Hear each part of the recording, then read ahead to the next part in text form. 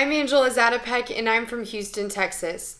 For those of you who are unaware of the Prop 1 ordinance being voted on November 3rd, what it means, if passed, is that a man dressed as a male or female will have free access to women's restrooms, showers, and locker rooms.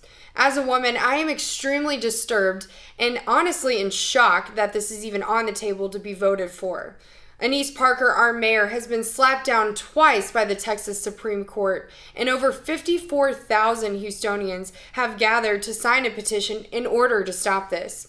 Mayor Parker brought in our city council, who then found over 30,000 of those signatures not valid due to insufficient evidence. Some of the reasons were not legible because they were in cursive writing or not supplying a zip code or parts of their address. Mayor Parker, are you basically saying that some of those signatures, which I'm sure elected you into office, were valid then, but they're not valid now for a cause that you have a personal agenda on? There's 6,500 sexual predators in Houston to date that are registered. There are 1,500 unregistered sexual predators with unknown addresses. This is an open invitation to create crimes of voyeurism and sexual assault against women and young children. If we look back in history, when there have been anti-discrimination laws enacted, they were done rightfully so. The Civil Rights Act of 1964, people were being discriminated against. The American Disabilities Act, you find tons of discrimination there, and thankfully those laws were put into place.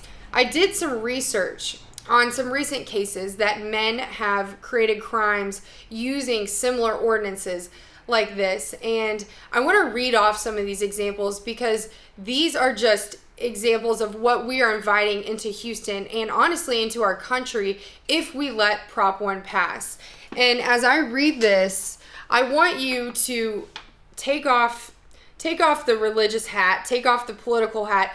Don't even think about any of that and just think about someone you love in your life, a young girl or a woman in your life, your daughter, your niece, someone, and picture them in these situations. Everett, Washington, they just arrested a male wearing a bra and a wig entering the women's restroom to observe girls inside. He later admitted he took a shower in the women's restroom for sexual gratification.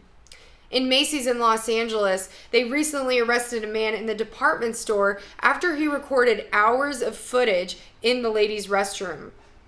Rome, Georgia, a 51-year-old man dressed as a woman entered a woman's restroom and proceeded to strip in front of a young group of teenage girls, exposing himself. Christopher Brooks, he used women's attire to gain access to women's areas where he sexually assaulted two women. Patrick Hagan, he identifies himself as a cross-dresser. When questioned by a woman of his bathroom presence, he punched her in the mouth and she lost 5 teeth. I'm not speaking as a Democrat. I'm not speaking as a Republican. I'm not speaking based on my Christian beliefs. I am speaking as a woman with my safety at risk.